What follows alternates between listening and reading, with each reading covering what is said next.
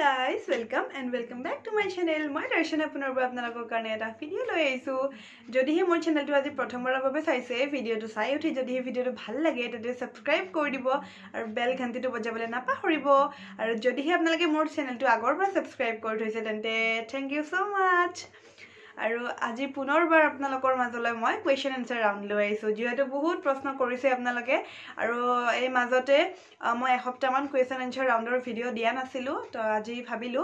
যে আপোনালোকে কৰা কোৱেশ্চনখিনিৰ আনসাৰখিনি দিয়ে দিও আৰু এটা ভিডিও বনাও। তো আজি যিখিনি কোৱেশ্চন বাকি ৰৈছিল, তো আজি গোটেইখিনি কোৱেশ্চন লৈছো। মই ভিডিওটো শেষলৈ চাই থাকিব আৰু যদিহে আজি ভিডিওটো চাই ভাল লাগে তেন্তে লাইক শেয়াৰ কমেন্ট লগতে সাবস্ক্ৰাইব কৰি দিব আৰু বেল ঘণ্টিটো বজাই দিব। বলক ভিডিওটো স্টাৰ্ট কৰো। ভিডিওটো স্টাৰ্ট কৰাৰ আগতে কথা এটা কৈ লও, আপোনালোকে মোক বহুতে কমেন্ট কৰি আছে যে মোৰ হোম টুৰ দিব কৈ আছে আৰু বহুত দিনৰ পৰা কমেন্ট আহি আছে। মোৰ ঢেৰ কমেন্ট আহিছে যে সকলোকে হোম টুৰ লাগে, কিন্তু মই হোম টুৰটো দিব পৰা নাই এতিয়ালৈ। আপোনালোকে মোক ক্ষমা কৰিব। মই আপোনালোকৰ ৰিকুৱেষ্টটো ৰাখিম, ধৰক 2 এদিন দেৰি হ'ব, কিন্তু মই হোম টুৰ ভিডিওটো দিম আপোনালোকলৈ। তো এতিয়া আজিৰ যোনটো কোৱেশ্চন আনসাৰ ৰাউণ্ড সেইটো আগবঢ়াও নহলে ন, বলক ভিডিওটো স্টাৰ্ট কৰি দিও। বলক এতিয়া কোৱেশ্চন আনসাৰ ৰাউণ্ডটো আৰম্ভ কৰো আৰু মই কোৱেশ্চনবোৰ কৈ যাম আৰু লগে লগে এনসাৰটো দি যাম। প্ৰথম কোৱেশ্চনটো লৈছো, ধৰি লোৱা তোমাক এদিনৰ কাৰণে মুখ্যমন্ত্ৰী পাতিলে, তুমি কি কৰিবা আৰু তোমাৰ ফিলিংছটো কেনেকুৱা হ'ব? আৰু এই কোৱেশ্চনটো কৰিছে পাৰ্লিনা কলিতা। মুখ্যমন্ত্ৰী মানে মই যেতিয়া এই কোৱেশ্চনটো দেখিছো মই হাঁহি পাগলৰ দৰে হাঁহিছো। মানে মুখ্যমন্ত্ৰী এইটোতো কেতিয়াও মোৰ লগত নহয়ে ন। মই যদি 7 বাৰো জন্ম লওঁ ন তেতিয়াও মই মুখ্যমন্ত্ৰী হ'ব নোৱাৰো, ইমান ক্ষমতা মোৰ ওচৰত নাই। তথাপিও যেহেতু আপুনি কোৱেশ্চনটো কৰিছে মই এনসাৰটো দিম। আপোনাক প্ৰথমতে ধন্যবাদ পাৰ্লিনা বা, আপুনি কোৱেশ্চনটো কৰাৰ বাবে। মই এনসাৰটো দিছো বাৰু। মুখ্যমন্ত্ৰী মই যদি মুখ্যমন্ত্ৰী হলো হয়, মই মানে সিৰিয়াস হৈ কিনে কৈছো কথাটো, যদি হয় মই মুখ্যমন্ত্ৰী হলো হয় এদিনৰ কাৰণে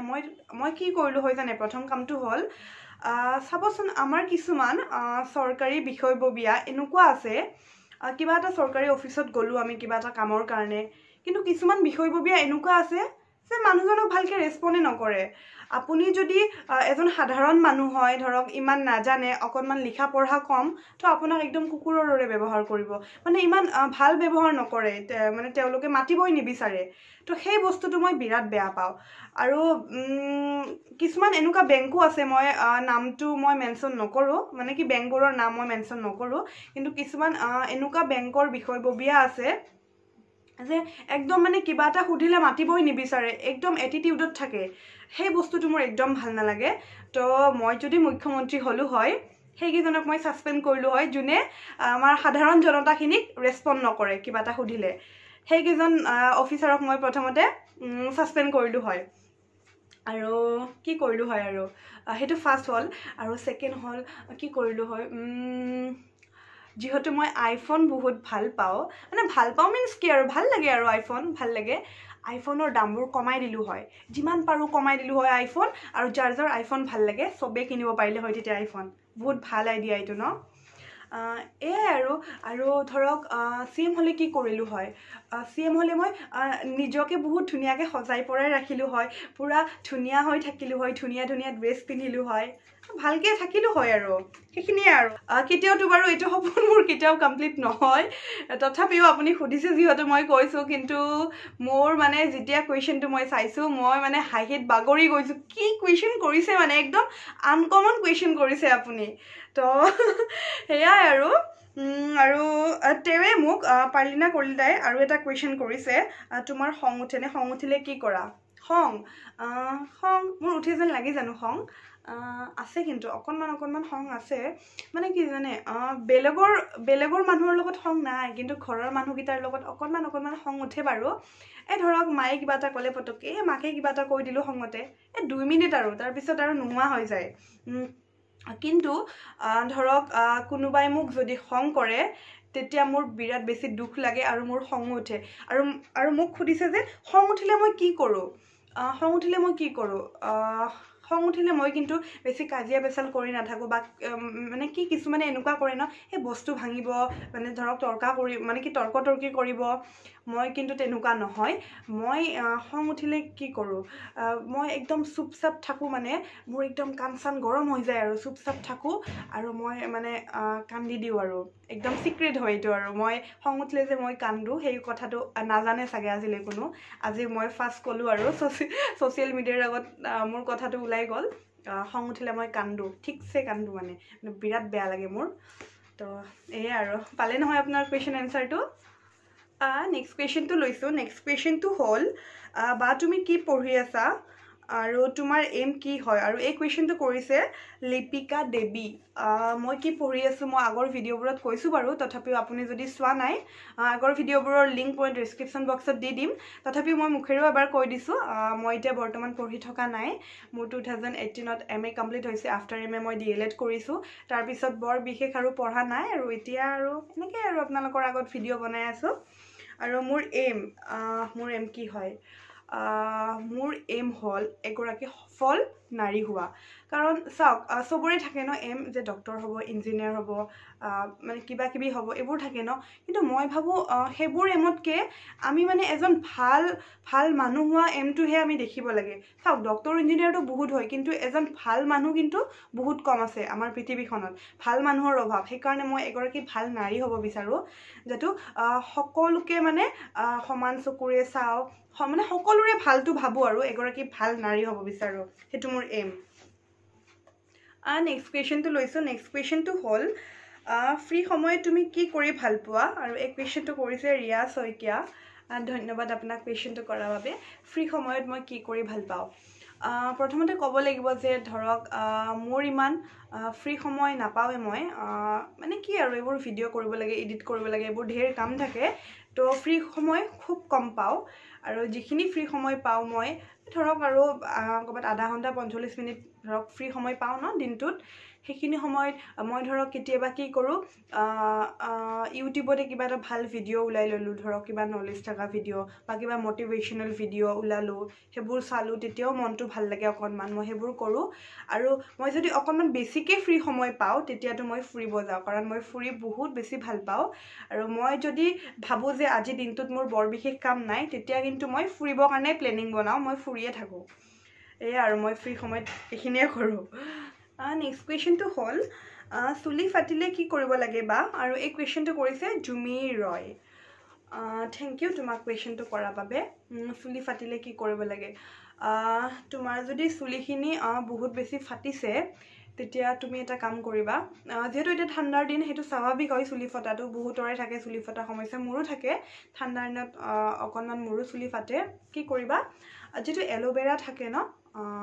যোনটো দোকানত কিনিব পায় সেইটো হ'লেও হ'ব কিন্তু যদিহে ঘৰত যিটো এল'ভেৰাৰ গছ থাকে যোনটো নেচাৰেল এল'ভেৰা হয় সেইটো হ'লেতো বেছি ভাল বাৰু তো তুমি এল'ভেৰা ল'বা 3-4 চামুচ এল'ভেৰা ল'বা যদিহে তোমাৰ চুলিখিনি দীঘল অকণমান বেছিকৈ ল'বা যদিহে তোমাৰ চুলিখিনি কম তেতিয়াহ'লে 3-4 চামুচ এল'ভেৰা ল'লে হ'ব আৰু যদিহে চুলিখিনি দীঘল তেতিয়া 6-7 চামুচ এল'ভেৰা ল'বা আৰু তাৰ লগত মিক্স কৰিবা ইভিয়ন যোনটো 400 কেপচুল ইভিয়ন 400 কেপচুলটো তুমি মিক্স কৰিবা ইভিয়নটো আমাৰ চুলিৰ কাৰণে বিৰাট ভাল স্কিনৰ কাৰণেও ভাল কিন্তু চুলিৰ কাৰণেও ভাল ইভিয়ন আৰু এল'ভেৰা দুইটা মিক্স কৰিবা মিক্স কৰি কিনে তুমি ভালদৰে চুলিখিনি মাছাজ কৰিবা স্কেল্পতো লগাবা আৰু ফটা জাগাবোৰতো লগাবা তেনেদৰে তুমি লগোৱাচোন সপ্তাহত তুমি 3 দিন লগাবা মানে যোনদিনাই তুমি মূৰটো ধুবা মানে শ্যাম্পু কৰিবা সেইদিনাখন ৰাতিয়ে লগাই থবা বা তুমি শ্যাম্পু কৰাৰ 2-3 ঘণ্টা আগত তেনেদৰে লগাবা লগাই কিনে সপ্তাহত তুমি 3 দিনকৈ লগোৱা এনেদৰে 3 মাহমান কৰা 2-3 মাহ কৰি তুমি 2 মাহ মানতে ৰিজাল্টটো পাবা কিন্তু 3 মাহ মানততো পুৰা ভাল হৈ যাব তুমি যদি ৰেগুলাৰ লগোৱা ভাল পাবা এটা ভাল ৰিজাল্ট পাবা নেক্সট কুৱেশ্যনটো লৈছোঁ নেক্সট কুৱেশ্যনটো হ'ল মোৰ পিম্পলছ আছে সৰু সৰু কি ক্ৰীম লগালে ভাল হ'ব বা আৰু এই কুৱেশ্যনটো কৰিছে কল্পনা কলিতা থেংক ইউ আপোনাক কুৱেশ্যনটো কৰাৰ বাবে পিম্পলছ আছে যদিহে আপোনাৰ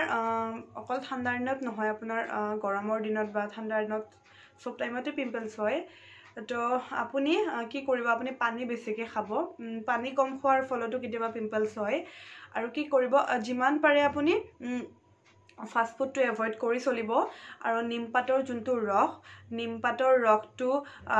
পিচি কিনে মানে মিক্সিতে হওক বা পটাতে হওক পিচি কিনে নিমপাতৰ ৰসটোৰ লগত চন্দনটো মিক্স কৰি কিনে আপুনি পিম্পলছবোৰত লগাই দিব পাৰে তেতিয়া পিম্পলছবোৰো কমিব আৰু লগতে পিম্পলছৰ পৰা যিবোৰ কলা দাগ হয় সেই কলা দাগসমূহ নাইকিয়া হ'ব সেইটো কৰিব যিমান পাৰে সিমান নিজৰ ফেসটো ক্লিন কৰি ৰাখিব যেইবাৰে বাহিৰত যায় সেইবাৰে নিজৰ মুখখন ওয়াশ কৰিব বাহিৰৰ পৰা আহি ধৰক মুখ সুখ নুধুৱাকে তেনেকে থাকিলেও মানে যিবোৰ লেতেৰা থাকে লেতেৰাবোৰ স্কিনৰ ভিতৰত সোমাই যায় আৰু পিম্পলছৰ সৃষ্টি হয় সেইকাৰণে মানে যিমান পাৰে সিমান নিজৰ ফেসটো ক্লিন কৰি ৰাখিব আৰু বাহিৰৰ পৰা আহি কিনে ধৰক প্ৰথমতে ক্লিনজাৰ দি সাফা কৰিলে তাৰ পিছত কিবা ফেস ওয়াশ লগালে তাৰ পিছত স্কিন টোনাৰটো মেইনলি ব্যৱহাৰ কৰিব কাৰণ স্কিন টোনাৰৰ দ্বাৰা আমাৰ যিখিনি মানে ফেস ওয়াশ কৰিলেও বা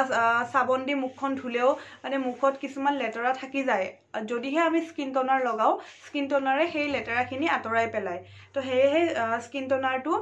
বহুত ইম্পৰ্টেন্ট হয় আপুনি ধৰক নিম বা লেমন তেনেকুৱা কিবা ফ্লেভাৰৰ স্কিন টোনাৰ লৈ ল'ব পাব আপুনি বায়োটিকৰো পাব প্লামৰো পাব ভাল ভাল ব্ৰেণ্ডৰ তেনেকুৱা আছে স্কিন টোনাৰ আপুনি খিনি লগাব আৰু যদিহে আপুনি কৰবাত যাওতে মেকআপ লগাই আহি কিনে আপুনি যদি মেকআপটো